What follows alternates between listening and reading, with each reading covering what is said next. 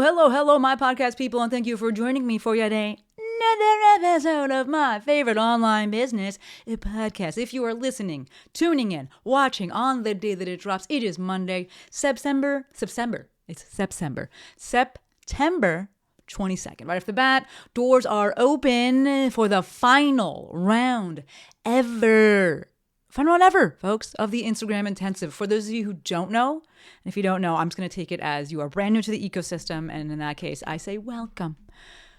The Instagram Intensive is my 6-week online group coaching program that teaches health and fitness professionals exactly how to use Instagram for online business. I'm going to use this episode right here to talk about how to retire a product, because I'm retiring this product, the Instagram Intensive. And I'm not going to use this episode to talk about the program. So I'm going to direct you to check out the registration page for the program for all the details, right? Quick overview though. It is 6 weeks long, live calls for the program. All right, 6 weeks long, live calls every Tuesday at 4 p.m. PST. They last at least about 2 hours. Everything is recorded if you can't make it live. We start on September 30th. The price, which I know is what you care about, is $597. What we learn, any testimonials, all of that jazz can be found on the registration page, which isn't actually that long. It's comprehensive, but not like, never fucking ending. So smash the link. It's in the show notes. Thank you, Courtney. Thank you, Jojo. And you can read all the things there. If you have any questions, you can just text me 310-737-2345 or send me a DM. Okay. I have run the intensive 16 times, folks.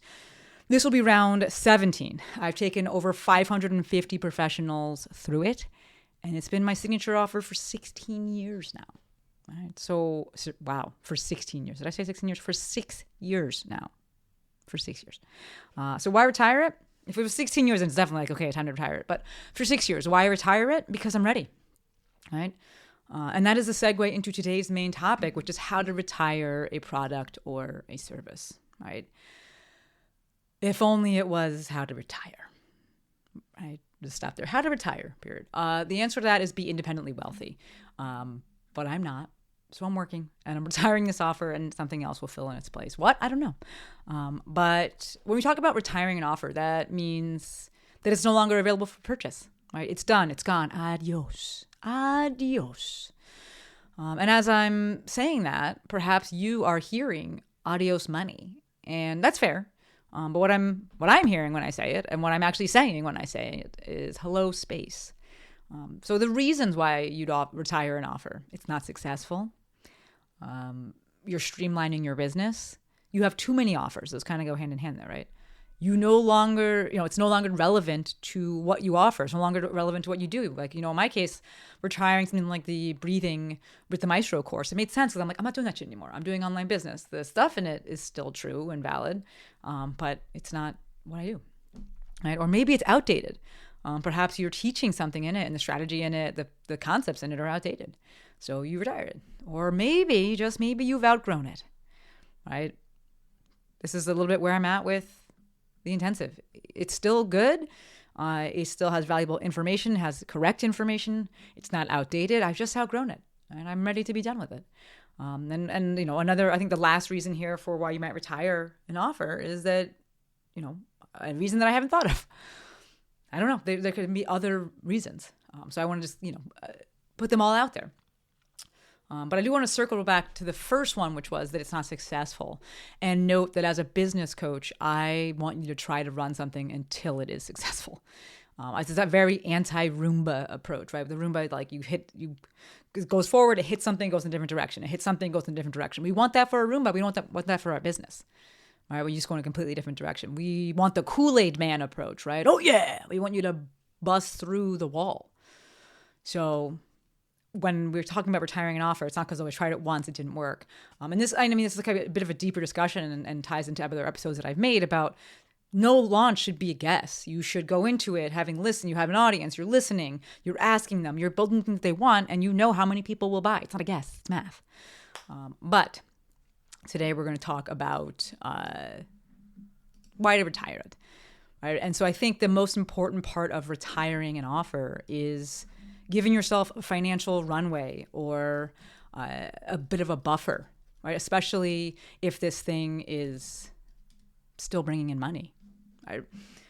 Of note, it is not at all uncommon that you will have to take steps backwards financially in order to move forward, quote unquote, move forward with things or change things. And this is a bit maybe of a tangential topic, but it's something that I see when folks are trying to transition or switch from one-on-one and they're looking to have more group offers, and they become very resistant because there's going to be a dip in income. And it's like, I told you this.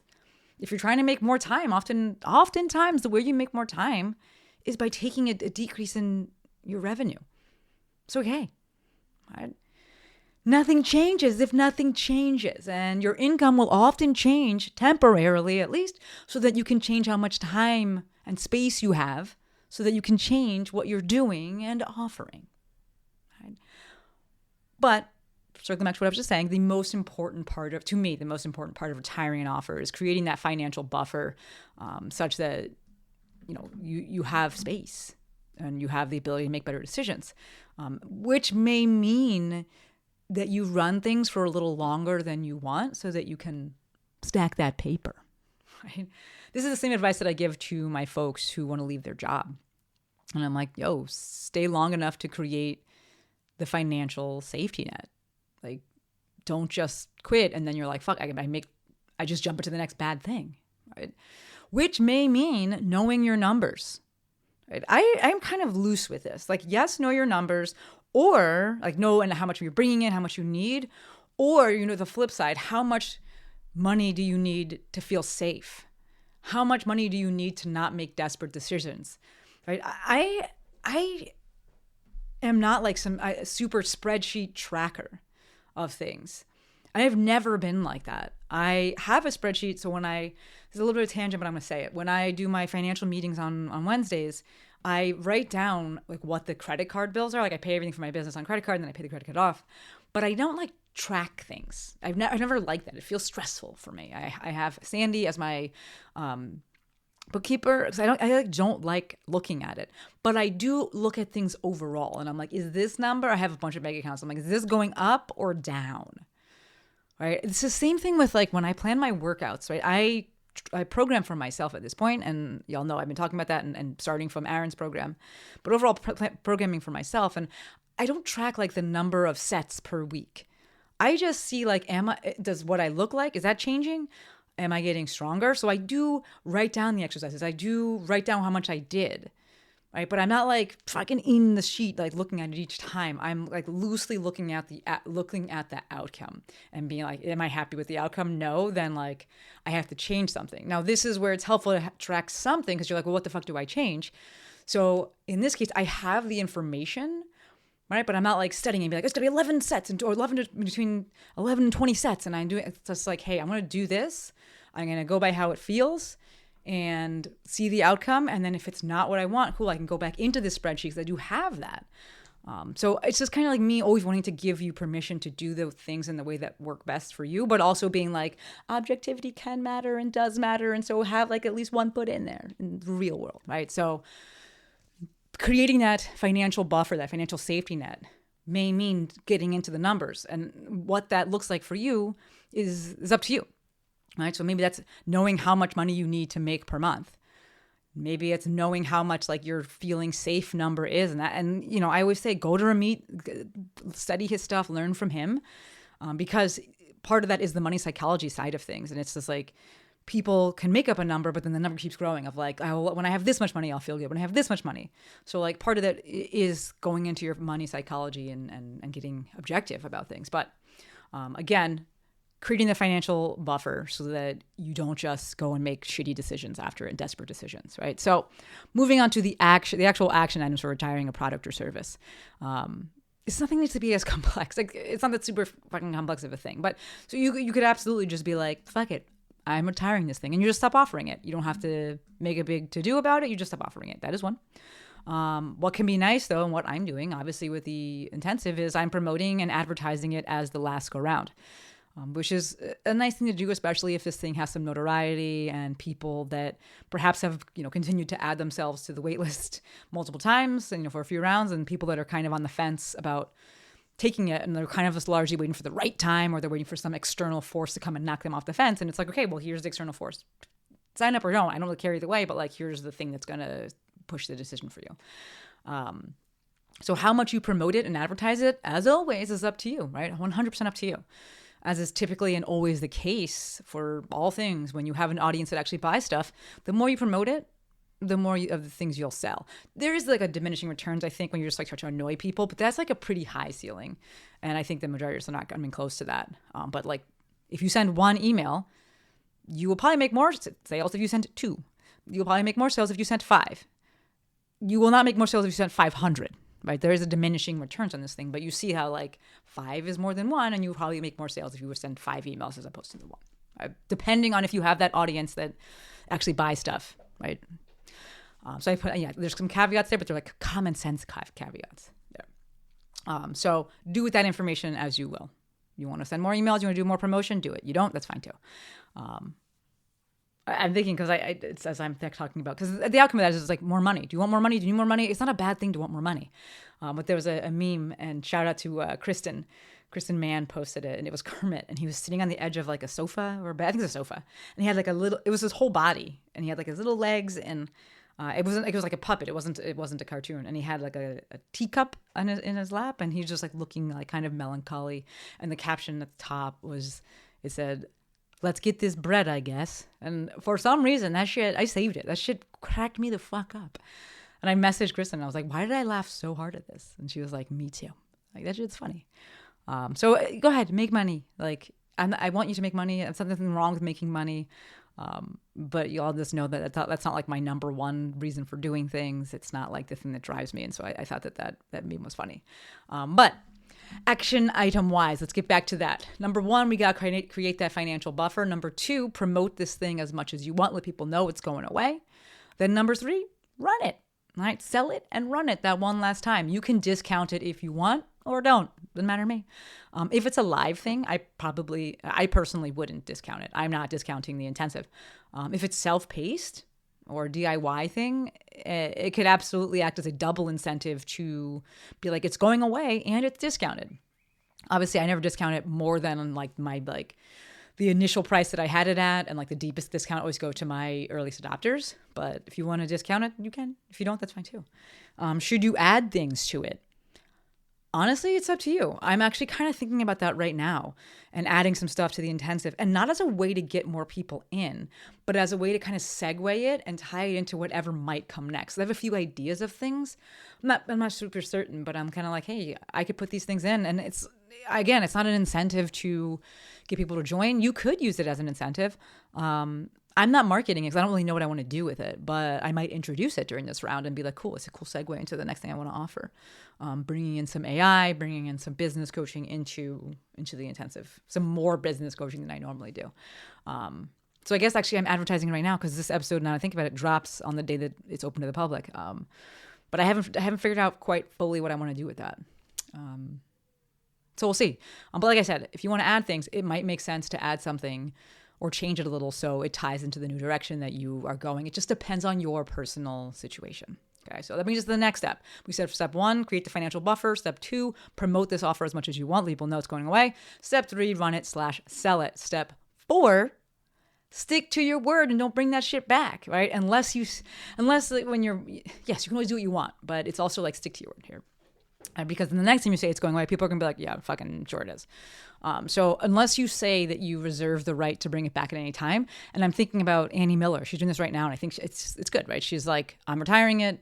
It's going away. I do reserve the right to bring this back at a different time. But it makes sense for her because she's going all in on programming, right, as opposed to business coaching. So she's getting rid of the business coaching offer that she has. And yeah, she could bring it back later, but she's like, hey, this is my focus right now for the season I'm in. Maybe it comes back later. Maybe it doesn't. Love that. But you can't be wishy-washy, and back and forth with shit and bringing it out of retirement and then retiring it and then bringing it out of retirement. Like, come on. We're in the business of trust, right? So the next step, right? We said, create the financial buffer. Number 2, promote it as much as you want. Number 3, run it, sell it. Number 4, stick to your word. Don't bring it back. And then number 5, fill in the space that you've created or allow that space to be filled in by the universe, right? If you are streamlining your offers, then you likely already have things in place and you've done the math and you've reorganized the things, so you can just run with that direction. If you're retiring the offer, the service, the product because you're just ready to be done, like I am with the intensive, then, to me, it becomes about leaning into the space. And that's what I'm doing, right? The space that you've created.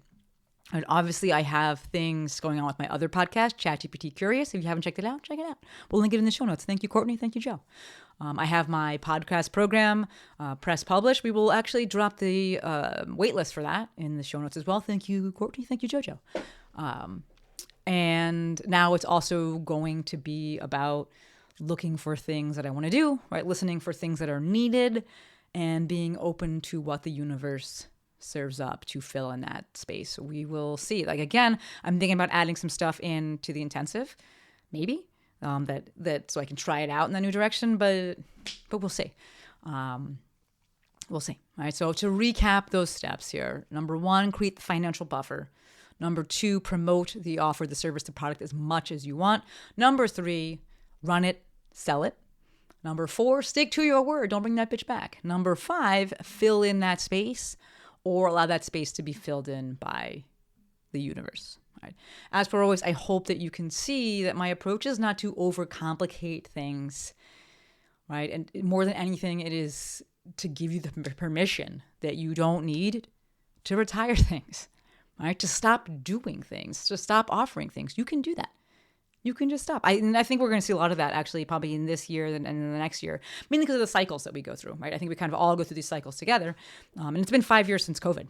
Fucking wild, right? And what worked during COVID, what was launched during COVID is no longer working or is no longer necessary, it's no longer needed. And so people are shifting and evolving. And if that's you as a business owner, this is the permission that you do not need to stop offering some shit. It's okay. Right? Create the financial buffer if you need one. And then go through those steps and see where the universe takes you. All right. Don't forget, folks, doors are open this week for the last time ever for the 17th and final round of the Instagram Intensive. All the deets are on the registration page, so check that out. Like I said before, if you have any questions, hit me up. Happy to chat. All right, that's all that I got for you. As always, endlessly, one more time, endlessly appreciative for every single one of you. Until next time, friends, Maestro out.